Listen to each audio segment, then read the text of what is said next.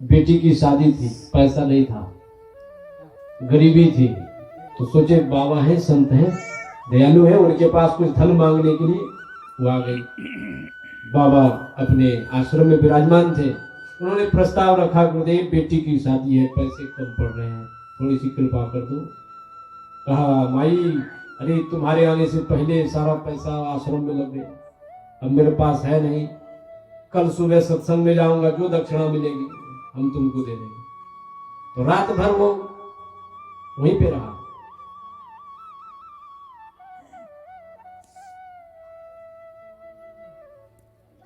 माई भी थी और उनके पति भी थे, दोनों।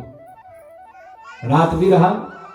इसके बाद सुबह बाबा सत्संग में गए, सत्संग किया। आते समय मिल गया कंजूस जजमान। बोले बाबा इगर गहूम ने उपजले, इगर मकई ने भले, इगर सूखे सूखे, दक्षिणा ही नहीं मिली बाबा। अब वो बेचारे इंतजार में है कि बाबा दक्षिणा लेके आएंगे और हमको देंगे और हम जाएंगे। बाबा जब आए तो इस बार दक्षिणा ही नहीं मिली। कहा तुम्हारा भाग्य ये पता नहीं कैसा, इस बार मुझे दक्षिणा ही नहीं मिली, लेकिन चिंता मत करो, 2 बजे फिर सत्संग, अपराह्न काल है, वहां कुछ मिल जाए तो हम तुमको देंगे। फिर बाबा गए, हजरत निजामुद्दीन साहब सत्संग करके आए, वहां भी महाराज दक्षिणा नहीं। लो, वहां भी दक्षिणा नहीं मिली। आकर के निराश होकर, अब मेहमान है, गरीब आदमी आया है कुछ मांगने के लिए, और बाबा असमर्थ, चोरी करने थोड़ी जाते, मिली ही दक्षिणा नहीं। कहा कि देखो अब अपने पास कुछ नहीं है। बच्चे को शांत करो, बोलिए सदगुरु महाराज की। एक काम करो, मेरे जूते हैं, इसी को तुम ले जाओ, बेच लेना कहीं, इससे जो धन मिलेगा तुम लेके चले जाओ।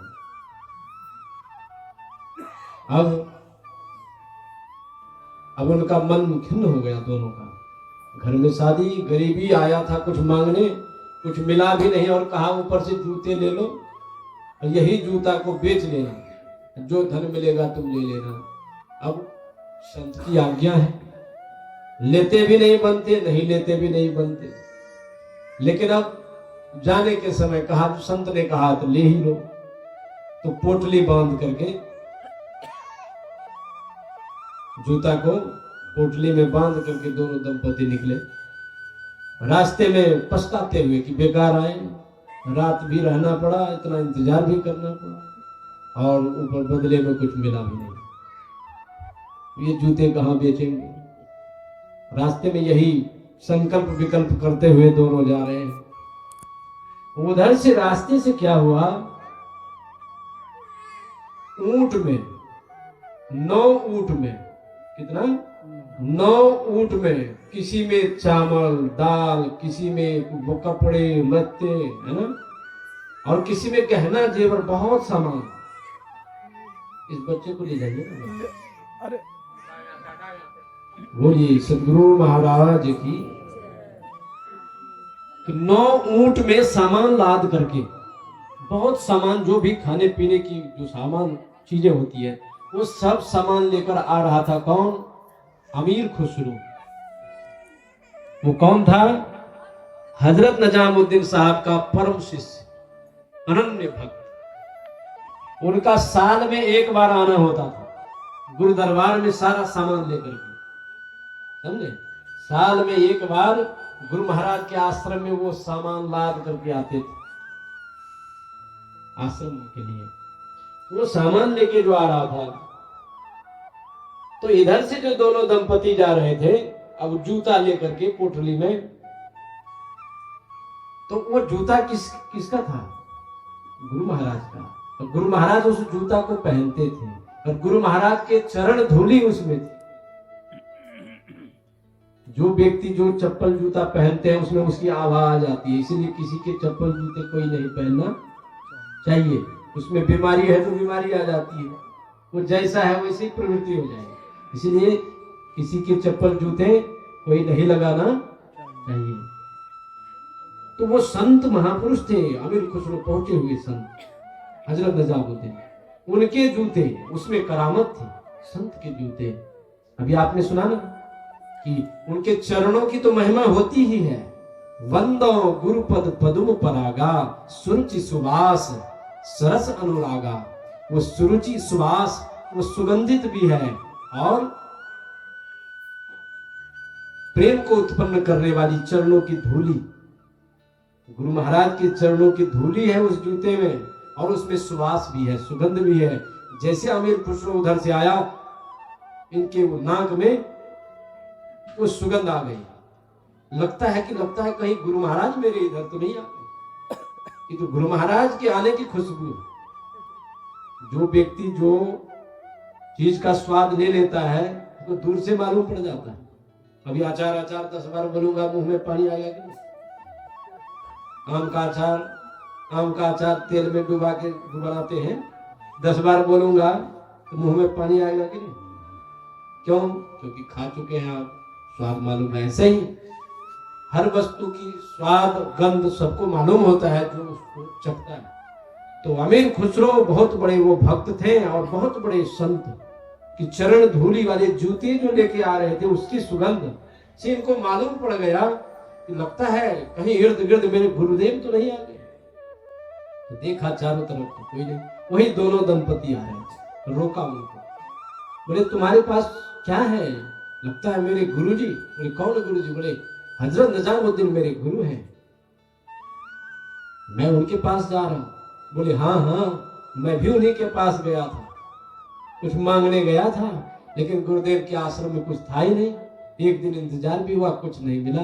उनके जूते मिले, कहाँ है उनके जूते? अच्छा उनके जूते, तब तो मुझे सुगंध आ रही है, ला जूते जल्दी मुझे। अरे जीवन में इतनी भक्ति हमने की है गुरुदेव की, बहुत बड़े बड़े भगत आए, सेठ आए, लेकिन चरण छूने का भी अवसर लोगों को जल्दी नहीं मिलता है उनके। तुमको तो उनके जूते मिल गए हैं, ला वो जूता जल्दी मुझे दे, वो जूता जल्दी मुझे दे। और ये जूता तो बेचने के लिए हमको दिया है कि जूता बेच करके धन मिलेगा तो विवाह में कुछ लगा देगा। बोले तुमको धन चाहिए? अरे ये जूते बड़े बड़े सेठ साहूकार को आज तक राजा महाराजाओं को नहीं मिला, हजरत निजामुद्दीन के वो जूते तुम्हें मिले और तू बेचने जा रहा, ला मुझे ला। तुरंत जूता लिया और कहा 9 ऊंट का सामान तुम ले जाओ, विवाह करो। दे दिया महाराज 9 ऊंट का सारा सामान। अमीर खुसरो ने उस भक्त को दिया, उस दंपति को, कहा जा बेटी की विवाह कर, ये जूते मुझे दे दे, मेरे तो भाग्य खुल गए। क्योंकि सदगुरु के चरणों की तो बड़ी महिमा है, और उनकी धूली भी मिल जाए तब तो भाग्य ही उदय हो जाता है। तो कहने का मतलब अभी आप लोगों ने पाठ में सुना, सतगुरु चरण टहल नित करिए, नर्तन की फल युग युग जग में शोभन करिए, सतगुरु की है जगाई, सतगुरु चरण टहल नित करिए। इसीलिए संतों ने कहा कि सतगुरु की चरण की सेवा टहल नित करो। इससे क्या नहीं मिल सकता है तुम्हें? संसार के पदार्थ तो क्या कहना, ये तो जो दुर्लभ पदार्थ मोक्ष है, मुक्ति है, कल्याण है, आवागमन के भय और चक्र में जो हम लोग पड़े हुए हैं, इससे भी यदि कोई निकलना चाहता है तो बस सदगुरु की ही कृपा चाहिए। युग युग जग में सोबत बीती, सतगुरु दिहल जगाई। हम लोग माया मुख जागे सबे सुसूता कर जा। हम लोग जगे तो हुए हैं, लेकिन ये जगना नहीं, विषय भोग में हम लोग लगे हुए हैं। जिस काम के लिए जीवन मिला है बेहोश हो गए हैं, बस संसार के मौज मस्ती में लगे रहते हैं। लेकिन वो समय भी तो आ रहा है ना? कौन समय है? कब आ गया? देखिए किसी को बीमारी लग गई, हमको भी अभी मैं बीमार हो गया, आप भी हो जाएंगे, धीरे धीरे वृद्ध अवस्था आ जाएगा, है ना? फिर इसके बाद ये भी समस्या है। इस समस्या का समाधान कहां होगा? तो सत्संग में।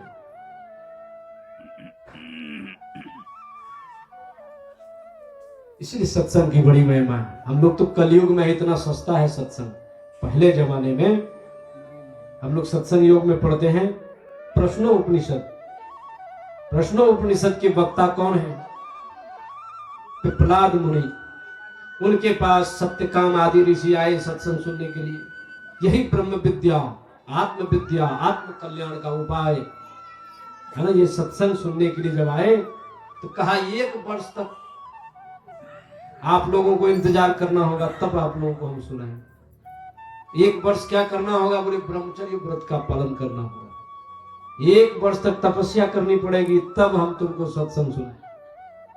लेकिन हम लोगों को, और आगे है छांदोग्योपनिषद, उसमें जो वक्ता है उनके पास जब ऋषि लोग आए हैं सुनने के लिए तो कहा कि 1 गाय दे रहा हूं और 1 बैल, 1 गाय और 1 बैल, दोनों को ले जाओ जंगल और खूब चराना, घास खिलाना, वही जंगल में रहना। जब ये 1 गाय से 1000 गाय हो जाए उस समय तुम आना, तब सत्संग सुनाओ। 1 गाय बैल ले जाएगा, उसको 1000 बनाना है, कितना समय लगेगा? तब आना, तब तुमको यह ब्रह्म विद्या का उपदेश, यह आत्म कल्याण का उपदेश दिया जाएगा। लेकिन हम लोग गृहपति टेंट भी लगाया, पंडाल भी लगाया, तुलसी दल लेकर के घर गया, है कि नहीं? वहां से आके आपको गद्दी में बिठाया, अब तब आपके लिए यहाँ पकवान भंडारा भी बना रहा है, तब फ्री में आपको ब्रह्म विद्या, आत्मज्ञान का उपदेश दिया जा रहा है। ये कलयुग की महिमा है। यहां तक कि ये मानवाः पाप कृतस्तु सर्वदा सदाचार सदा दुराचार रता कुमार्गाः क्रोधाग्नि दग्धः कुटिलश्च कामिनः सत्संग यज्ञेन करो पुनन्ति ते। लेकिन ये कलयुग की महिमा है कि भजन को भी सस्ता कर दिया गया है, क्योंकि बहुत सत्यम नास्ति तपः शौचम दया दानम न विद्यते उदरम भरिणो जीवा वराकः कूटभाषिणः। अब लोगों के अंदर सत्य कम हो गया, लोग झूठ ज्यादा बोलते हैं। सत्यम नास्ति तपः नास्ति, तपस्या लोग करना नहीं चाहते। थोड़ा देर आसन में बैठे बस आंख खोल दिए सदगुरु महाराज की, ध्यान भी नहीं है। शौचम नास्ति, पवित्रता भी नहीं है। केवल क्या बच गया? उदरम भरिणो जीवः वराकः कूटभाषिणः। झूठ बोल के, बेईमानी करके, चोरी करके केवल पेट भरने की चिंता सबको लगी हुई है। लोग त्राही त्राही कर रहे हैं। इस अवस्था में संतों ने भी, वही परमात्मा ने कबीर, सूर, तुलसी, महर्षि में ही ऐसे संतों के रूप में आकर के सरल सरल जग में परचारी सब संतन की। इसीलिए देखिए तो 1 गाय को 1000 गाय बना के आना, तब सत्संग। 1 वर्ष तक तपस्या करो, ब्रह्मचर्य पालन करो, तब सत्संग। लेकिन यहाँ उल्टे तुलसी दल, है ना, घर में निमंत्रण, फिर बिछावन, फिर भंडारा, तब फ्री में सत्संग। ये भगवान के संतों की कृपा है ना। इसलिए सतगुरु चरण टहल नित करिए। ऐसे गुरु के चरणों की सेवा रोज कीजिए। बाहर से भी चरण की सेवा, स्तुति प्रार्थना तस्वीर में, और असली चरण क्या है? ज्योति और ब्रह्मनाथ। ये सतगुरु मतलब परमात्मा, ये भी हो गए सगुण रूप में, ये भी गुरु हो गए, और निर्गुण रूप में ज्ञानदाता को सतगुरु कहते हैं, परमात्मा को सतगुरु कहते हैं। ज्ञान स्वरूपम, जो ज्ञान देने वाले थे वो कौन होते हैं? गुरु। साक्षात परमात्मा यदि ज्ञान दे रहे हैं तो सतगुरु। तो सतगुरु का चरण क्या है? ये चरण तो हम लोग धो के पी लेते हैं, चलो ये चरण है। इस सतगुरु का चरण ब्रह्मज्योति और ब्रह्मनाद, ये सतगुरु का चरण है।